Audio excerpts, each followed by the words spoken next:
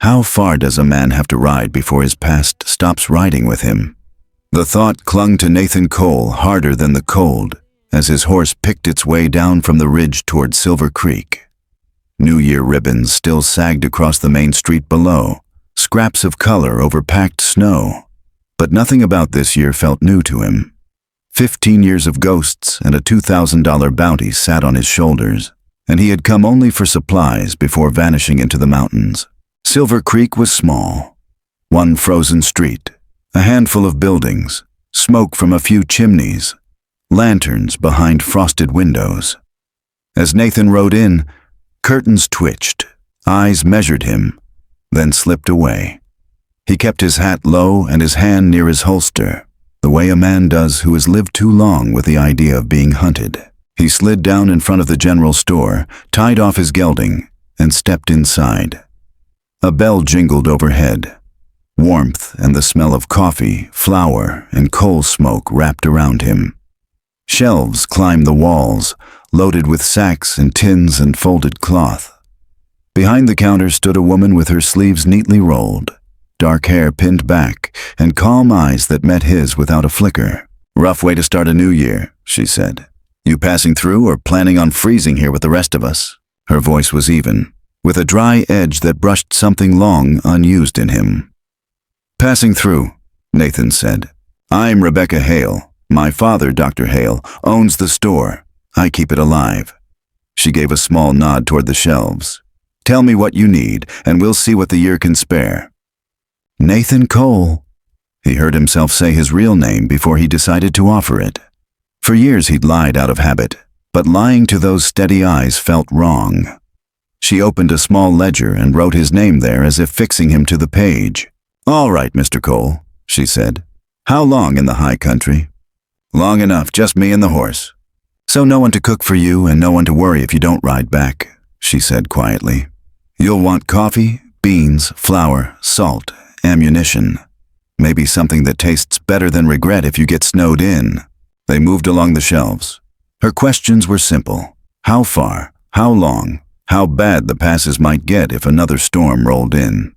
His answers were shorter. He told her nothing of Cheyenne, of the street gone red, of the bounty posters. Still, he saw her notice how often he checked the door and the windows, how his right hand never strayed far from his side. He was counting cartridges when the bell jingled again and a blade of cold air cut into the room. 3 men walked in together, boots loud, coats open, pistols where everyone could see them. The one in front had broad shoulders, a trimmed beard, and a smile that never reached his eyes. "Afternoon, Miss Hale," he drawled. "Heard you were still being difficult." Rebecca's shoulders straightened. "Good afternoon, Mr. Briggs. If by difficult you mean I'm still asking you to pay your bill, then yes, I am. Luther Briggs." Nathan remembered the name from a half-heard remark in the saloon. Logging boss. Trouble with a payroll. Luther leaned on the counter. "My men need supplies. Flour, salt pork, coffee, beans. Put it on the account. Start the new year generous." "The account is already more than we can afford," Rebecca said. Her hand stayed steady. "Until we see cash, there's no more credit." The air thickened. Nathan shifted a single step, casual, but when he stopped, he stood between the men and the door. His coat fell back an inch. The worn grip of his revolver caught the stove's dull light. One of Luther's men frowned at that. Luther's gaze slid to Nathan. "You part of this conversation, friend?" "Just a paying customer," Nathan said. "I heard the lady say no." "Then keep to your business," Luther replied. "You don't know a thing about this town, or about me. I know what it looks like when 3 armed men lean on one unarmed woman," Nathan said, voice flat. "Where I'm from, that doesn't read like strength." The word hung there. Cowardice didn't have to be spoken. It was clear enough. One of the men shifted his weight, hand drifting toward his gun. Nathan let his coat slide back another inch so the revolver was fully visible, his fingers resting light on the grip. He didn't tense. He simply stood like a man who had been in too many bad places to be rattled by one more. Rebecca's gaze flicked between them, but she stayed silent, one hand now beneath the counter where Nathan guessed a shotgun waited. She was ready to fight, But she was also giving words a chance. For a long second, the only sound was the tick of the stove. Luther measured distance, angles, the fact that the street could see through those big front windows. He could start something here, but he might not end it the way he wanted. "New Year," he said at last, exhaling hard. "I'm feeling patient, for now." He tipped his hat toward Rebecca without warmth. "Think on it, Miss Hale. Storms roll in, people get scared. You might decide my debt is easier to live with than my temper." He turned and walked out. His men trailed after him. The bell chimed, the door banged, and then they were gone, boots thudding away down the boardwalk. Cold air washed through the store and faded. Nathan let his hand drop from his gun. The tension bled out of the room. Rebecca drew in a slow breath, then looked at him. "You didn't have to do that," she said. "I know," he answered. "Didn't much feel like watching." "You just made yourself visible to Luther Briggs," she said. "He holds on to grudges the way this town holds on to winter." "So do I," Nathan said. He glanced toward the window. Snowflakes had started again, drifting out of a sky already dimming. Beyond the last roofs, the mountains rose, white and indifferent, promising either shelter or a grave. "You got a livery that knows how to treat a horse?" "Whitlock's," she said. "2 streets over. Henry Whitlock runs it. Rough manners, fair prices. Tell him I sent you. If you're staying, Mrs. Wright keeps decent rooms at the hotel. Sheriff Reeves's office is just past that." "I try to stay ahead of sheriffs," Nathan said before he could swallow the line. Her eyes sharpened with curiosity, but she let it drop. "Then don't give this one work to do." He gathered his parcels: beans, coffee, flour, cartridges. Ordinary things for a man who had tried for years to live an ordinary life and failed. "I'll be gone in a day or 2, he said. "People say that," Rebecca replied, not unkindly. "Then the snow slows their horse and something else slows their feet." He had no answer for that. He just nodded and headed for the door. The bell chimed softly as he stepped back into the cold. The wind cut sharper now, and the snowflakes were thicker, floating down to blur the hard edges of town. Nathan led his gelding toward Whitlock's livery, telling himself it was only for 1 night, 2 at most, until the storm passed and the trail to the high country cleared. But as he walked away from the warm, steady light of Rebecca Hale's store, he felt an unwelcome shift inside him, like ice cracking underfoot. On the first days of a new year, he had meant to spend hiding from the world. He had given his real name, taken a stranger's side, and drawn the attention of a dangerous man. For the first time in a long while, it no longer felt like he was only riding away from his past. Whether he wanted it or not, Silver Creek had just become a place his future might reach for him. By the time the storm rolled through Silver Creek, Nathan had almost convinced himself he would leave at first light. But dawn came late behind gray clouds, and the wind laid fresh drifts against the boardwalks, and he found himself back at the general store instead, offering to carry crates from the back room while Rebecca took inventory. Dr. William Hale moved through the aisles with careful economy, quiet, kind, and sharper than he looked. He thanked Nathan for the help, then asked nothing further, as if he understood that some men spoke more easily with their hands than with their past. The day felt slow and suspended, the way midwinter days often do. But trouble doesn't care for seasons. Before noon, a ranch hand stumbled in, hat half frozen to his head, breath steaming. He said he had found Dr. Hale's wagon overturned along the timber road. Supplies were scattered, horse missing. Worse, he had seen Luther Briggs's men riding away before the snow closed over their tracks. Rebecca didn't hesitate. She grabbed her coat, a scarf, the small leather bag that held bandages and tinctures. Nathan was already moving for the door when she did. Dr. Hale tried to insist she stay, but she shook her head. "If someone's hurt, they'll need both of us." Nathan didn't argue. He only saddled his horse and fell in beside them, the 3 of them riding into the bright, freezing afternoon as the town shrank behind them. They found the wagon in the trees just as described. Axle cracked, crates smashed, the red cross on the side gouged with a knife. A smear of blood darkened one wheel. Rebecca slid from her horse and moved with brisk control, checking the ground, calling out for any injured party. The forest answered with brittle silence. Then, from the trees, came the echo of careless laughter. Luther's men stepped out one by one, rifles loose in their arms. Cole Ryder was among them, a rangy man with mean eyes and a grin like a cut. "Afternoon," he said. "We figured the doctor's wagon made a fine donation to our operation. Winter's hard. Supplies are short." "They're not yours," Rebecca said. "Those medicines belong to the town." "Town ain't done much for us," Ryder replied. "Seems fair to even the scales." Nathan didn't draw, not yet. He took a slow step left, angling his body so Rebecca stood behind him. He kept his voice level. "You've made your point. Leave the medicines. Walk away." Ryder cocked his head.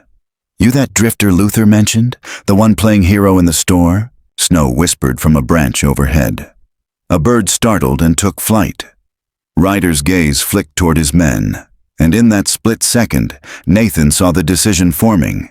He drew and fired not to kill, but to warn, the bullet thudding into a dead stump inches from Ryder's boot.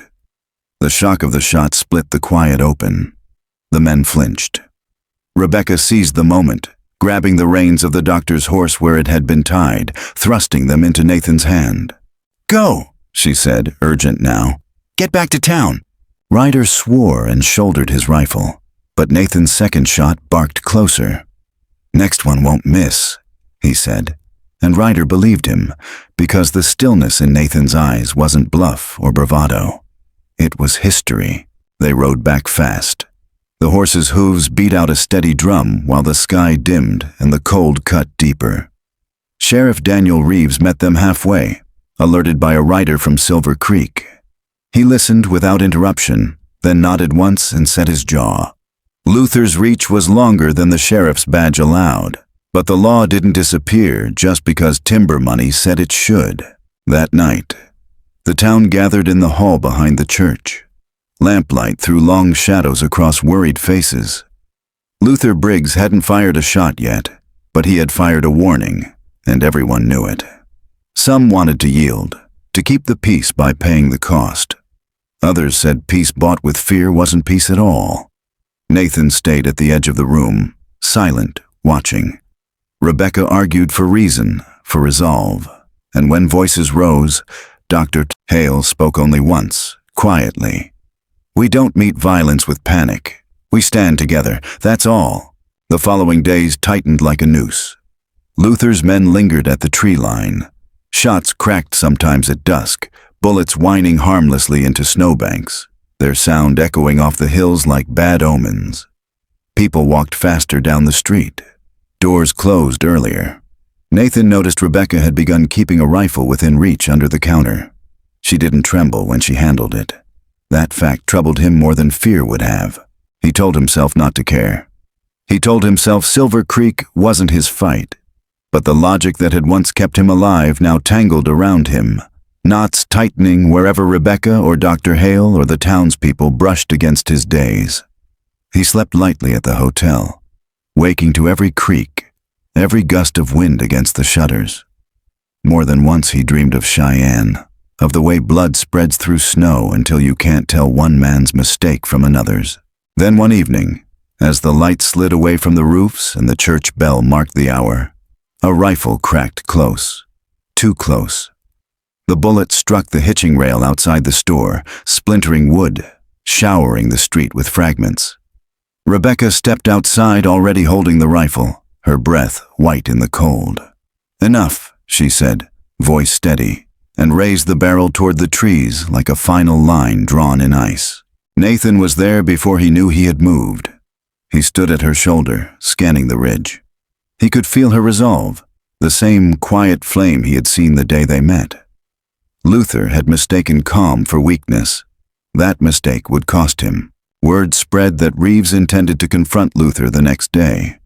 Nathan didn't say out loud that he would go too, but everyone seemed to assume it, and when he finally admitted it to himself, he was surprised by how little resistance he felt.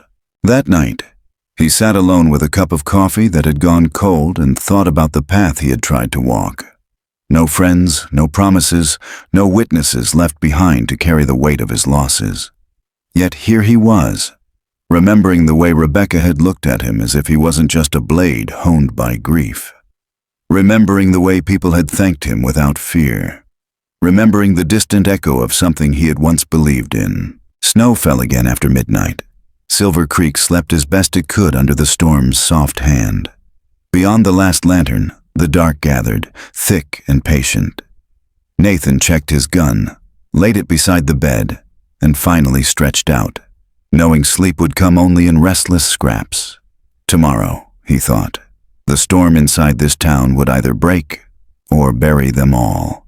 The town woke to the sound of breaking glass. It was still dark, that hollow hour when the night has not yet surrendered and the day has not yet claimed its ground. For a heartbeat, no one moved. Then a scream cut through the cold, and the scream came from the hotel.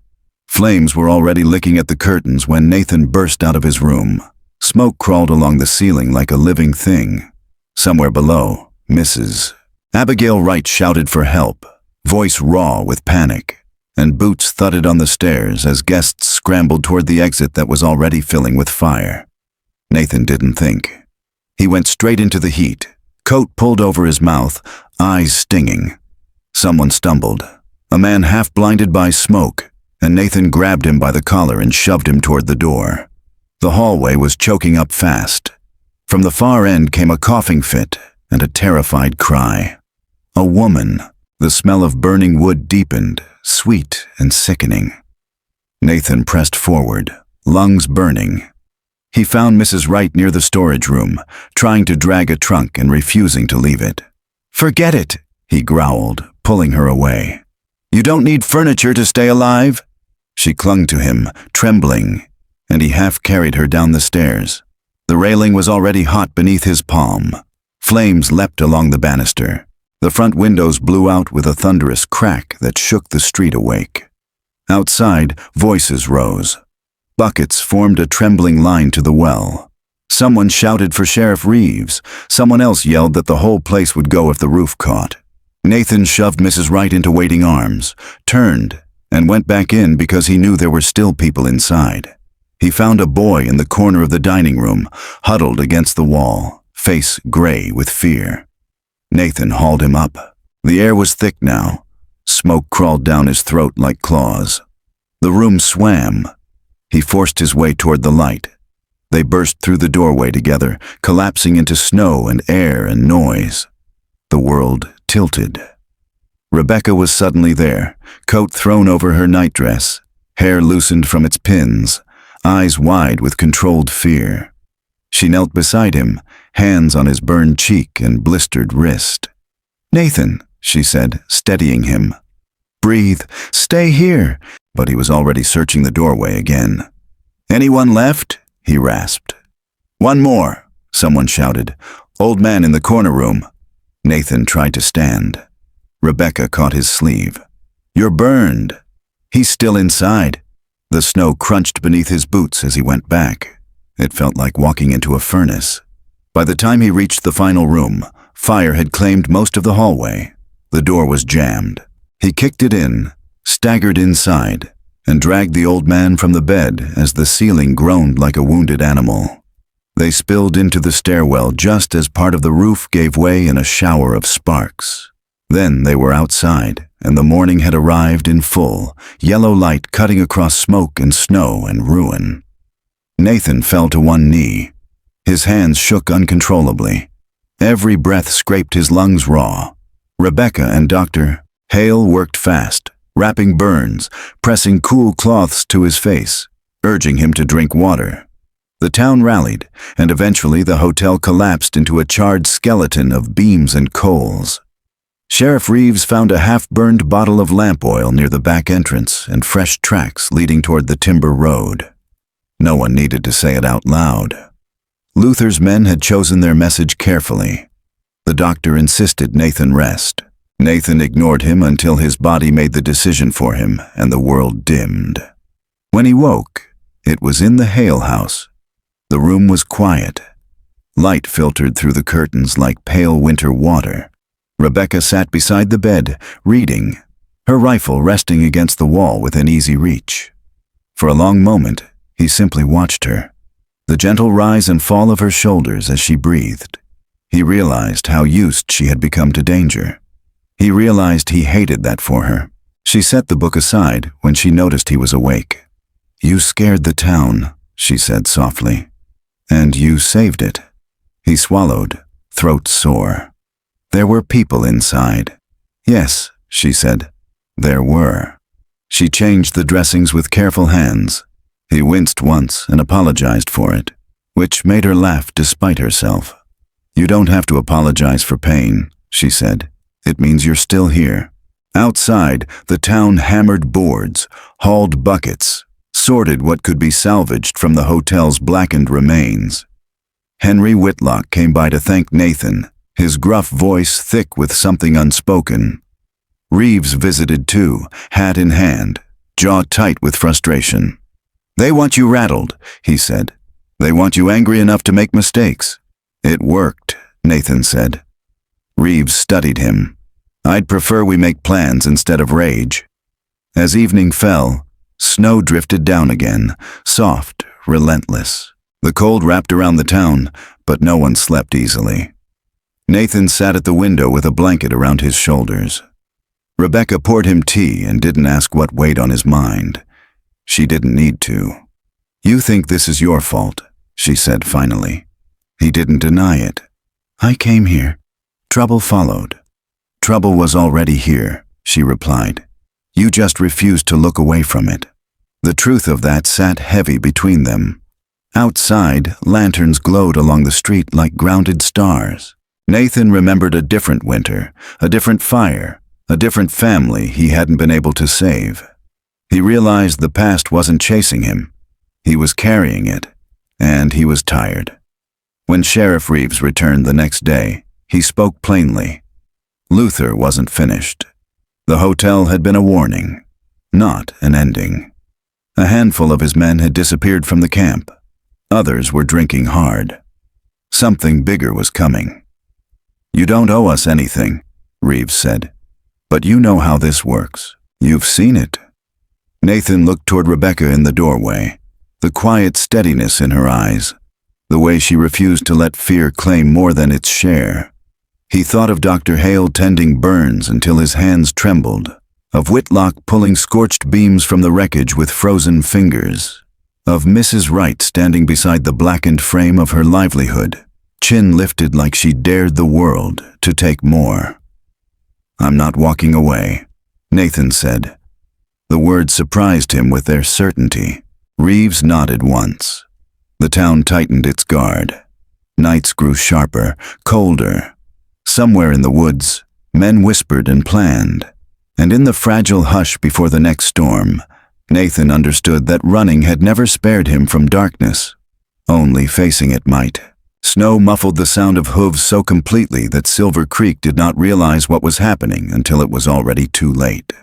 Cole Ryder and 3 of Luther's hardest men rode through the outskirts of town at dawn, quiet as ghosts, and by the time the sun cleared the ridge, 2 townsmen and a young girl had vanished. A note was hammered into the church door with the blunt side of a knife. It said one thing: "Come to the old mine alone, or they die." Sheriff Reeves read the words twice, jaw set. Rebecca stood beside him, one hand pressed against her mouth. Dr. Hale closed his eyes like a man bracing against a blow. Word rippled through the town until every breath seemed to carry dread with it. Nathan read the note last. He didn't swear or shout. He only folded it once, slid it into his coat pocket, and said, "They want me. They want all of us afraid," Reeves replied, but his voice lacked conviction. They both knew the truth. Luther's men had decided to make an example of the drifter who had refused to bend, and they had chosen the cruelest way to do it. Rebecca caught Nathan before he could walk away. "You can't go alone." "They'll kill them if I don't," he said. "If I go with a posse, they'll kill them faster." The argument was as old as the frontier, written in grief across too many winters. But this time, Nathan didn't vanish into the mountains or hide behind the logic of survival. He stayed at the table in the Hale kitchen until the room filled with townspeople. Henry Whitlock, Reeves, Dr. Hale, even Mrs. Wright with her bandaged hands. They talked until words started to sound like courage instead of fear. They formed a plan. Nathan would ride out first, slow and unthreatening, making himself the focus. Reeves and a small group would circle wide through the trees, waiting for a signal. Rebecca wanted to join them. Reeves refused outright. Nathan didn't argue, but something in his expression said he was grateful she would stay. The truth was simple. He had already risked enough lives by existing. He would not add hers to the list. The mine lay in the hills beyond the timber road. A dark mouth cut into the earth, frozen breath curling from its entrance like the world exhaling secrets. Snow had filled the old cart tracks, and pines stood sentry around the clearing. Ryder stepped out first, rifle low, grin sharp. Behind him, the others waited in the shadows, and deeper still, Nathan glimpsed movement, the terrified shifting of hostages bound to a post. "You came," Ryder said. "Guess you're not as cold as they say." "I came," Nathan replied. "Let them go." "That ain't the order," Ryder said easily. "The order is you come in, guns on the ground, and maybe the new year keeps them breathing." Nathan unbuckled his gun belt, laid it in the snow between them. His hands were steady. That steadiness unsettled Ryder more than bravado ever could. "I'm here," Nathan said. "Take me. End this." Ryder stepped closer, eyes narrowing as if he might finally see the man behind the bounty posters. "Funny thing," he said. "We heard the stories. Cheyenne, the fight in the street. How you ran. You don't seem much like a coward." "I didn't run because I was afraid," Nathan said quietly. "I ran because staying meant picking up that gun every day for the rest of my life. I thought hiding would save me. It didn't." A twig snapped in the trees beyond the clearing. Ryder didn't notice. Nathan kept talking, voice low and even, not for Ryder's sake, but for the terrified child whose whimper echoed faintly from the mine mouth. "You think you're showing strength. All you're showing is how small you are. Threatening a child to hurt a man, there's no pride in that." Ryder's grin cracked. "You don't get to preach." He raised the rifle. That was the signal. From the tree line, the first shot snapped the air apart, clean and precise. Ryder dove for cover. The clearing erupted into chaos, shouts, the crack of rifles, the frantic kick of snow beneath boots. Nathan lunged toward the mine entrance, hands burning from the cold as he ripped at the ropes binding the townsmen. "Run!" he hissed. "Now!" Gunfire echoed off the stone walls, sharp and brutal. Reeves's men moved with grim resolve, pinning Luther's crew between the mine and the tree line. Ryder tried to reach the hostages, maybe thinking one last shield might save him, but Nathan intercepted him at the mouth of the shaft. For a moment they stood inches apart, breath white in the air, past and present balancing on a knife edge. "You should have kept riding," Ryder spat. "And leave them to you?" Nathan asked. "I'm done running." The rifle's muzzle lifted. Nathan moved first. The struggle was fast and ugly, two men on frozen ground, hands slipping on ice and steel. A shot went wide, snow burst in a white star. Then Reeves's voice cut through the clearing. "Drop it!" Ryder hesitated one fraction too long. Reeves fired once. Snow swallowed the sound, but Ryder fell hard and didn't rise again. The rest of the crew broke, some dropping their weapons, others stumbling into the woods where Reeves's men herded them back at gunpoint. Silence crashed down, heavy as snowfall. Nathan stood very still, chest heaving. He waited for the past to crash over him again. Panic, guilt, the familiar urge to disappear. But something different came instead. Relief. Not the kind bought with blood or denial. The kind that comes when a man finally stops lying to himself. The hostages were carried out and wrapped in blankets. Reeves clapped Nathan on the shoulder. "You kept your head," he said. "You kept theirs." By evening, a federal marshal arrived from the next county. He listened to every account, took every statement, and then stood in front of Nathan with a gaze that weighed both past and present. "You're the same Cole named in Cheyenne," he said. "But the circumstances then weren't the same as the stories that got printed. and the circumstances now speak louder than any rumor. Nathan didn't make excuses. He simply nodded. The marshal sighed. "File for review. I'll write my recommendation. In the meantime, you stay put. Live straight. You'll hear back." It was more than mercy. It was law meeting justice halfway. Nathan walked out into the cold night. Rebecca waited under the lamplight, scarf pulled tight against the wind. When he reached her, neither spoke at first. Words would have cheapened the moment. She just took his hand, burned, calloused, trembling, and held it like it belonged there. Snow drifted down, quiet and slow. For the first time in 15 years, Nathan felt the season change inside him.